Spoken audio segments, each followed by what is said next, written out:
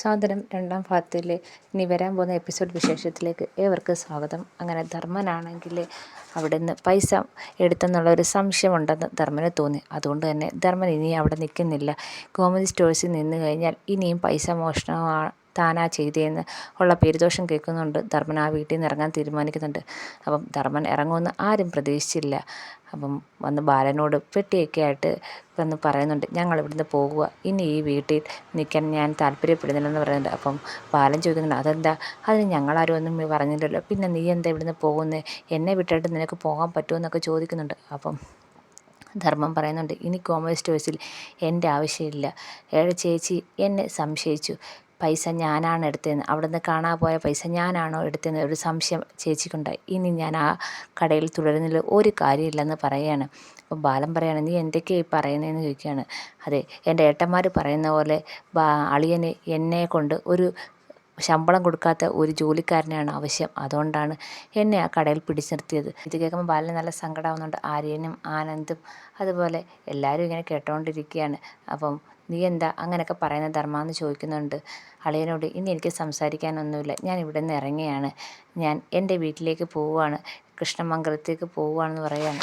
എന്നിട്ട് സൂര്യൻ്റെ അടുത്ത് പറയാണ്, ഞാൻ വാങ്ങിച്ചെന്ന ആ വാച്ചുണ്ടല്ലോ അതിവിടെ വെച്ചിട്ട് പോയാൽ മതി, അത് കൊണ്ടുപോകണ്ട, ഇവിടെ ഒരു കാശ് കൊണ്ടാണ് ഞാനത് വാങ്ങിച്ചതെന്നാണ് പറയുന്നത്, അതുകൊണ്ട് ഈ വാച്ച് കൊണ്ടുവരണ്ട എന്ന് സുഗന്യൻ്റെ അടുത്ത് പറയാണ്. അങ്ങനെ സുഗന്യ ഇങ്ങനെ അന്തം വിട്ടിരിക്കുകയാണ്. എങ്ങനെയെങ്കിലും ഒരു വാച്ച് ഒപ്പിച്ചെടുത്ത് അതിപ്പോൾ തിരിച്ചു കൊടുക്കേണ്ട അവസ്ഥയാണ്. അതുപോലെ തന്നെ ഈ ആഴ്ചയിലെ കടക്കും കാര്യങ്ങളും പൈസയും എല്ലാം ഞാൻ അവിടെ മേശപ്പുറത്തെടുത്ത് വെച്ചിട്ടുണ്ട്, കൃത്യമാണ്, എല്ലാം അവിടെ തന്നെ ഉണ്ട്.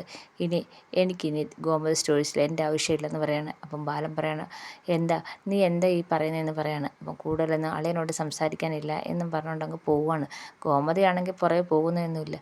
അങ്ങനെ നമ്മുടെ ധർമ്മനും അവിടുന്ന് ഇറങ്ങുവാണ്. ധർമ്മനും ഭാര്യയും ആ വീട്ടിൽ നിന്ന് ഇറങ്ങുവാണ്. ബാലൻ ആകെപ്പാടെ തകർന്ന അവസ്ഥയാണ്. ധർമ്മൻ ഒരിക്കലും തന്നെ വിട്ടു പോകുമെന്ന് വിചാരിച്ചില്ല. ഈ സമയത്ത് ആകാശ് പറയുന്നുണ്ട്, അച്ഛാ, ഇന്ന് ഇവിടെ നിന്ന് ഇറങ്ങിപ്പോയത് അച്ഛനെ ഈ ലോകത്ത് ഏറ്റവും കൂടുതൽ സ്നേഹിച്ച ആളാണ് ഇവിടെ നിന്ന് ഇറങ്ങിപ്പോയത്.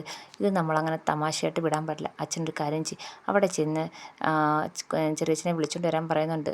അപ്പം ബാലന് അതിന് താല്പര്യമുണ്ട്. കാരണം ഒരിക്കലും ധർമ്മനെ വിട്ടു പിരിയാൻ ബാലന് പറ്റത്തില്ല. അപ്പം ഗോമതി പറയാണ്, അതിൻ്റെ ആവശ്യമില്ല, അവിടെ പോയി ആരും വിളിക്കേണ്ട കാര്യമില്ല. ഇത് കേൾക്കുമ്പോഴത്തേക്ക് എല്ലാവരും ഞെട്ടുന്നുണ്ട്. കാരണം ഗോമതി ഒരിക്കലും അങ്ങനെ പറയുമെന്ന് വിചാരിച്ചില്ല.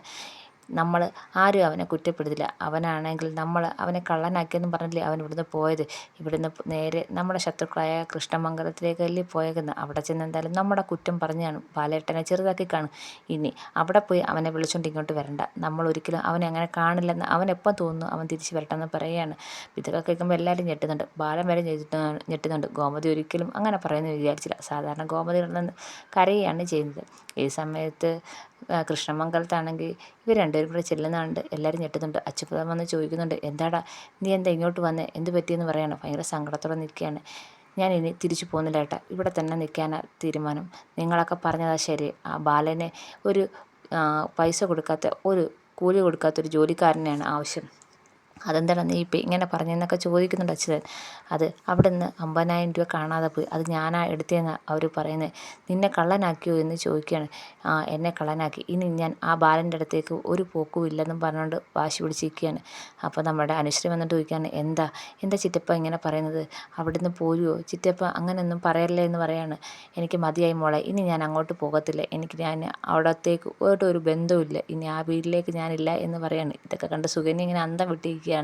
അതുപോലെ ആ മുത്തശ്ശിയും എല്ലാവരും ഇങ്ങനെ അന്തം വിട്ടിരിക്കുകയാണ്. ഒരിക്കലും ധർമ്മൻ ബാലനെ കളഞ്ഞിട്ട് ഇങ്ങോട്ട് വരുമെന്ന് ആരും പ്രതീക്ഷിച്ചില്ല. അപ്പം ഇതൊക്കെ കണ്ട് നമ്മുടെ അലോകാണെങ്കിൽ ഇങ്ങനെ ആലോചിച്ച് കൂട്ടുകയാണ്. എന്നിട്ട് അച്യുതനെ വിളിച്ചുകൊണ്ട് മാറ്റിയെടുത്തിട്ട് പറയാണ്, ഇത് കൊച്ചച്ഛനും അവിടുത്തെ ബാലനും തമ്മിലുള്ള ഒത്തുകളിയാണെന്നാണ് എനിക്ക് തോന്നുന്നത്. ഇവിടുത്തെ കാര്യങ്ങളെല്ലാം കൃത്യമായി അറിയാൻ വേണ്ടി കൊച്ചച്ഛൻ നാടകം കളിച്ച് ഇങ്ങോട്ട് വന്നേ അച്ഛാ എന്ന് പറയാണ്.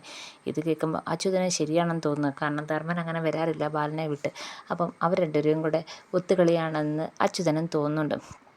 അങ്ങനെ അലോക് പറയുന്ന പ്രകാരം അച്യുതനും വിചാരിക്കുന്നുണ്ട് അവർ തമ്മിലുള്ള ഒത്തുകളിയാണ്. പക്ഷേ അവിടുത്തെ പിണങ്ങി പിരിച്ചാണ് ധർമ്മൻ വരുന്നത്. അനുശ്രീക്കാണെങ്കിൽ നല്ല സങ്കടവുമുണ്ട്. കാരണം അച്ഛനെ വിട്ടിട്ട് കൊച്ചച്ഛൻ വന്നത് അനുശ്രീക്ക് അങ്ങോട്ട് ഇഷ്ടപ്പെട്ടില്ല.